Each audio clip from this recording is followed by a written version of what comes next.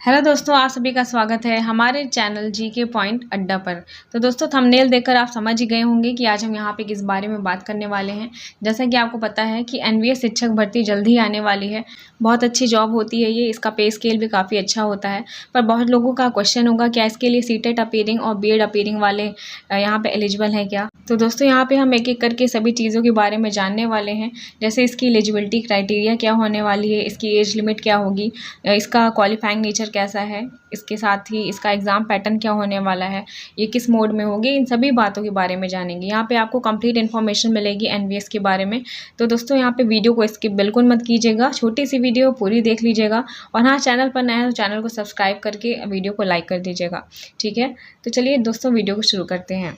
तो एनवीएस का full form है नवोदय विद्यालय समिति, जो मुख्य रूप से ग्रामीण क्षेत्र के बच्चे जिनकी आर्थिक स्थिति काफ़ी कमज़ोर है, उनको यहाँ पे मुफ्त शिक्षा प्रदान की जाती है। इसके साथ साथ उनके रहने और खाने की भी व्यवस्था की जाती है।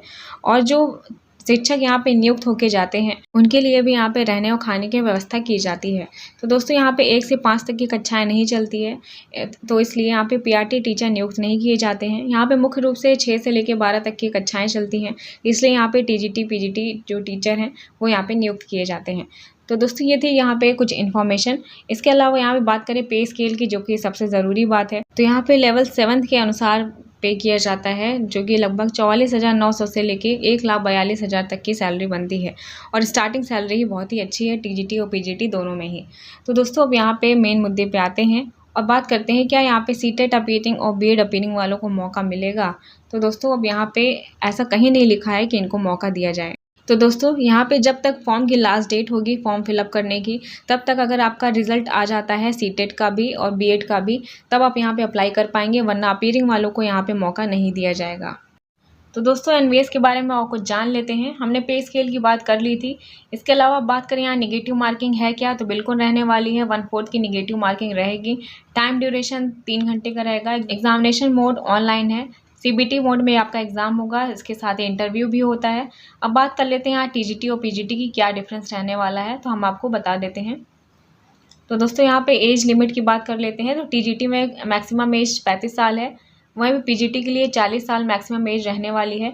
और एज रिलैक्सेशन जो कि मिलता है वैसा ही मिलेगा, जैसे ओबीसी के लिए 3 साल का है, वहीं पे एससी एसटी और पीएच कैंडिडेट के लिए 5 साल का एज रिलैक्सेशन मिलता है, तो वैसे ही है। पर यहाँ पे एक बहुत बड़ी खुशखबरी है कि जितने भी विमेंस हैं ऑल कैटेगरी की, उनके लिए यहाँ पे 10 साल का एज रिलैक्सेशन रखा गया है। ठीक है, उनके लिए यहाँ पे यानी कि 10 साल की छूट रहेगी, तो काफ़ी अच्छा है। एलिजिबिलिटी की बात करें, टीजीटी के लिए यहाँ पे बीएड, ग्रेजुएशन और साथ में सीटेट पेपर 2, ये तीनों ही क्वालिफाई होना चाहिए। अपीयरिंग नहीं चलेगा, फिर से बता रहे हैं। यहाँ पे आपको पूरा का पूरा कंप्लीट होना चाहिए, आपकी डिग्री आपके हाथ में होनी चाहिए, तभी आप फॉर्म को अप्लाई कर पाएंगे। इसके साथ ही बीएड और ग्रेजुएशन में आपका 50% अंक होना ज़रूरी है। पीजीटी के लिए यहाँ पे बीएड और साथ में पोस्ट ग्रेजुएशन होना चाहिए। पीजी में आपके 50% अंक होने चाहिए। और यहाँ पे सीटेट पेपर 2 की कोई ज़रूरत नहीं है। क्वालिफाइंग सब्जेक्ट की बात करें तो यहाँ पे हिंदी इंग्लिश रहेगा। इसके साथ ही आपको कोई एक रीजनल लैंग्वेज चुननी पड़ेगी। सबसे आपको 10-10 क्वेश्चन देखने को मिल जाएंगे, जो कि 10-10 मार्क्स के होंगे। इसका मतलब एक क्वेश्चन 1 नंबर का रहने वाला है।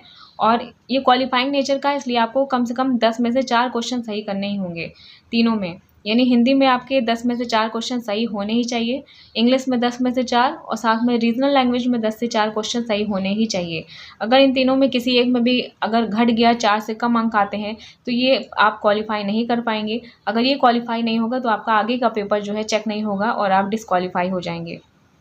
तो ये यहाँ पे बहुत बड़ी ध्यान देने वाली बात है। ये भले इसका अंक नहीं जुड़ता है मेरिट में, लेकिन ये क्वालिफाइंग नेचर का है। ठीक है, तो दोस्तों, कुछ लोगों का क्वेश्चन भी होगा कि मान लीजिए इसमें हमारे 5-6 नंबर आ जाते हैं, यहाँ पे अगर 3 नंबर आ गए तो क्या वो माना जाएगा। तो ऐसा बिल्कुल नहीं है, हमने आपको फिर बताया तीनों ही पेपर क्वालिफाइंग नेचर का है। यहाँ पे आपको कम से कम 10 में से 4 क्वेश्चन सही ही करने हैं। इससे ज़्यादा हो सकता है, लेकिन इससे कम नहीं हो सकता है, ध्यान दीजिएगा। और एक क्वेश्चन 1 मार्क्स का रहने वाला है, नंबर ऐड नहीं होगा, लेकिन क्वालिफाइंग नेचर का है। यहाँ पे आपको सिर्फ हिंदी और इंग्लिश देखने को मिलेगा। 10-10 क्वेश्चन होंगे, 10-10 मार्क्स के। और यहाँ पे वैसे ही आपको 40% मार्क्स लाना ज़रूरी है, यानी 10 में से 4 क्वेश्चन आपके सही होने ही चाहिए। ठीक है, तो दोस्तों, अब एग्ज़ाम पैटर्न की बात कर लेते हैं। तो टीजीटी के लिए यहाँ पे रीजनिंग से 10 क्वेश्चन आएंगे, जनरल अवेयरनेस से 10 क्वेश्चन, टीचिंग एप्टीट्यूड से 10 क्वेश्चन, आईसीटी यानी कंप्यूटर नॉलेज की बात कर रहा है तो यहाँ से भी 10 क्वेश्चन देखने को मिलेंगे और जो आपका सब्जेक्ट होगा उससे आपको 80 क्वेश्चन देखने को मिल जाएंगे। यही टोटल 120 क्वेश्चन होगा और 120 नंबर के होंगे। इसके साथ ही पीजीटी के लिए देखें अगर एग्जाम पैटर्न तो यहाँ रीजनिंग से 20 क्वेश्चन आने वाले हैं, यानी आपका रीजनिंग में 10 क्वेश्चन बढ़ जाएगा। जनरल अवेयरनेस से 10 क्वेश्चन, टीचिंग एप्टीट्यूड के 10, आईसीटी के 10 और साथ में सब्जेक्ट से आपका 80 क्वेश्चन देखने को मिलेगा। ठीक है, टोटल यहाँ पे 130 क्वेश्चन होगा और 130 मार्क्स का होगा। तो यहाँ पे आपको हमने सारी बातें बता दी हैं। आई थिंक कि सारी इन्फॉर्मेशन आपको मिल गई होगी कि एनवीएस क्या है। ठीक है, इसके साथ ही आपका पे स्केल क्या है, यहाँ पे एग्जामिनेशन मोड क्या होने वाला है, एज लिमिट क्या है, एलिजिबिलिटी क्या है, क्वालिफाइंग सब्जेक्ट क्या है, साथ में एग्ज़ाम पैटर्न क्या रहने वाला है, इन सभी बातों के बारे में हमने बात किया। लास्ट में एक बार फिर हम आपको बता रहे हैं कि यहाँ पे सीटेट अपीयरिंग या फिर बीएड अपीयरिंग को मौका नहीं मिलेगा। फॉर एग्जाम्पल मान लीजिए कि 15 जुलाई से 15 अगस्त तक इसका फॉर्म भरा जाएगा। 15 अगस्त लास्ट डेट है फॉर्म भरने की, तो 15 अगस्त के पहले या 15 अगस्त तक आपका रिजल्ट आ चुका हो।